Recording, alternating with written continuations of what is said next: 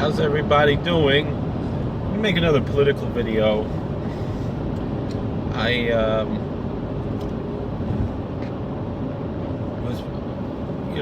was listening to Glenn Beck the other day, and he had Mr. Sharp, who's running here in New York for governor on the Libertarian ticket.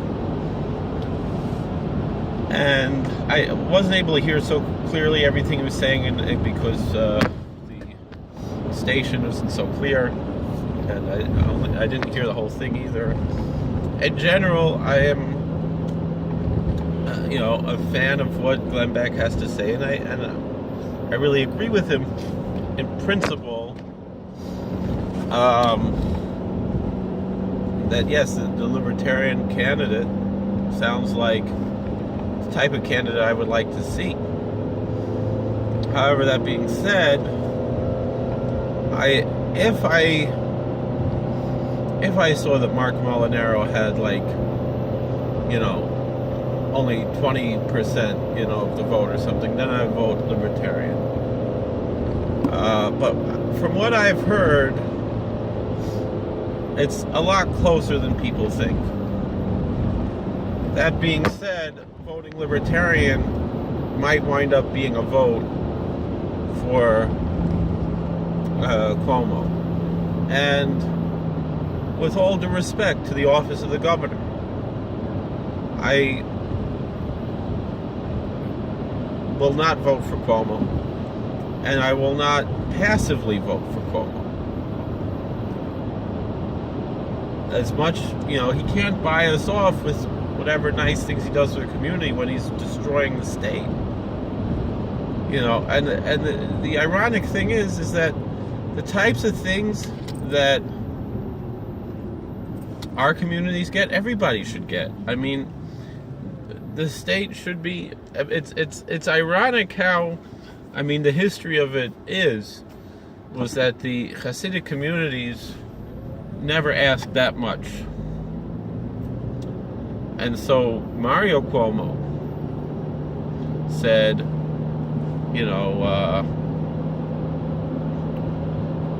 they don't ask for that much, so give them what they ask for, as opposed to all other groups that ask for a lot of things expecting only to get one or two of those things. They're going to ask for 100 things. This is a group that doesn't ask for very much, and so whenever they ask for something, we give it to them. That was Mario Cuomo's ideology.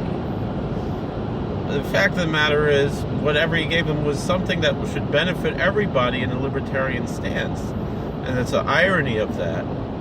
And so we remember, when eventually the Supreme Court, the Curious Joel School District, and people are still fighting against it, even though it's really to the benefit of everybody. And so too, the town of Palm Tree and whatever, all these things, these are really libertarian and embracements of federalism that should really be great for all of America, and all Americans should hold on to these federalist ideas of separation of powers, of eliminating centralized powers. As ironic as it seems to a lot of people that here you have a group that religiously has a lot of rules, admittedly. That's about all I'm going to say.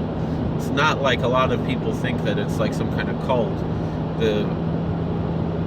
Either of the Satmar Rebbes, they're both pretty much figureheads when you compare it to other Hasidic groups, particularly the groups that come out of Russia, which have more cult-like qualities, where the word of their Rebbe is like,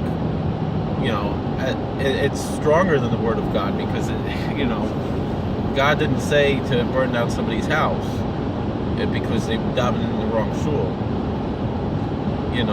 I'm pretty sure God doesn't want people to do things like that. I'm pretty sure the Torah, would not smile upon burning down someone's house, burning a person, attacking his body, because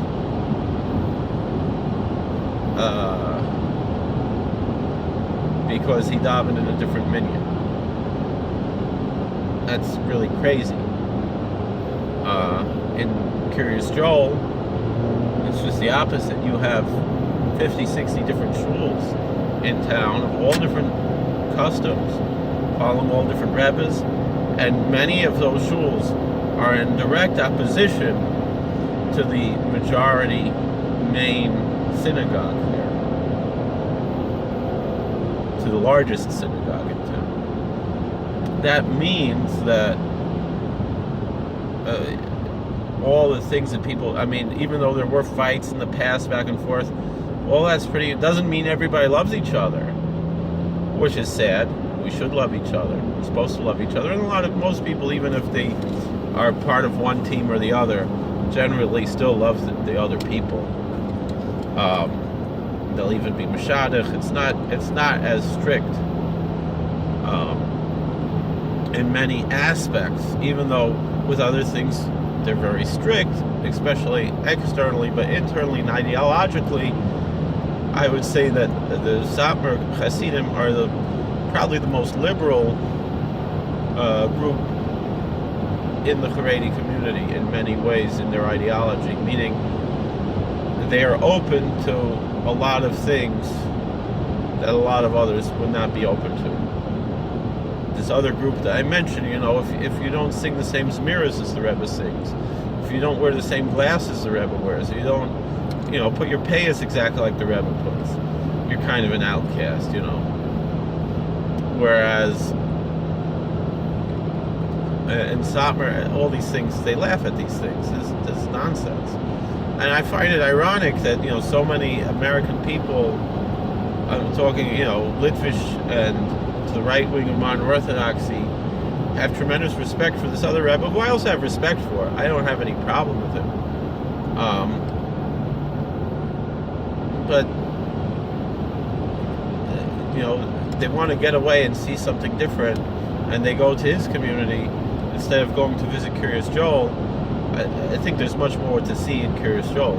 There's much more to enjoy at the Tish, where you're going to hear Torah that's, very serious and interesting, and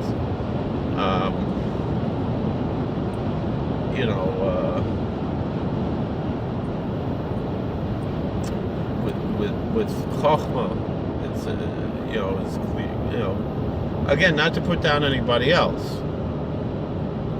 Tzaddik Yesod Olam another place. I'm just saying, strategically speaking.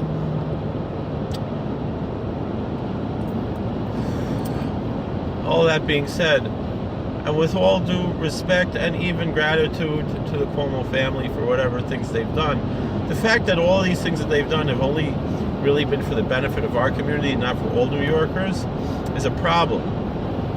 Because these types of things should be here to benefit everybody. We should have, every local community should have its own power and not have to answer to the whims of Manhattan. Just because they have a majority, they have a big population, they can't tyrannize all the rest of rural New York, which is the majority of the land space of New York. And when you look at a map of New York State, most of the map votes Republican, but most of the people vote Democrat because the concentration in the cities, which tyrannizes the people in the country, and it's wrong. But the fact of the matter is, where do you see people voting Republican in the city is in the Hasidic communities. The Hasidic communities voted more like rural areas, and so that's my, beef with all these people saying, oh, we're the rural community, when it's really all people from Long Island who are trying to push city values on us up here in the country. That's neither here nor there. The point of what I want to say was, yeah, I would love to vote for the Libertarian, but the fact of the matter is, things are, in New York State, we need to get rid of Cuomo. And I think Molinaro has a fighting chance that Sharp doesn't have. And so to throw away a vote on Sharp is really voting for Cuomo, because I think most of the people who would vote for Sharp would choose Molinaro as a second choice. And so again, as much as I'd like to get away from the establishment, I'm going to have to vote for Molinaro, barring something crazy. You know, that's my plan, and I'm supportive of it. And I really encourage anybody who's even thinking to vote Libertarian. We could do that some other time, but right now things really need to be brought back to where they were in the old days. And I think we could, get back New York. Now, same thing with our Congress. I can't believe that anyone would vote for Delgado. This is a guy who would rap about abusing women, about killing cops. How this guy even has any chance is horrible and disgusting. Now, I'm not a Zionist. I'm not going to bring up his comments about the Palestinians and Israel. But if you are a Zionist listening to this, then absolutely, I don't. What the thing I don't get, like, there's one guy who I thought I was friends with, who blocked me and defriended me, everything on Facebook and everything, because I was anti-Zionist and I'm pro-Trump, and I was just like, I don't get it. Trump is doing everything for the Zionists. You guys should be, so happy with him, I mean, to me, Zionism isn't the number one issue. The number one issue is what's good for America. But it just so happens that a lot of the things that are good for America, a lot of the same candidates that are good for America happen to be good for Israel also. But that's not why I vote for them, because of Israel, because of America. Now, Israel is a valuable American ally, and that is a reason to support candidates who support Israel. But not because I'm Jewish. It's not a Jewish issue. It's an American issue. Jewish issues are things like, all the things that the liberal Jews hate.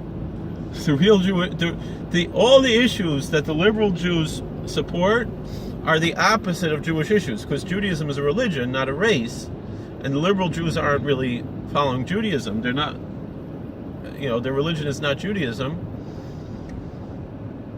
And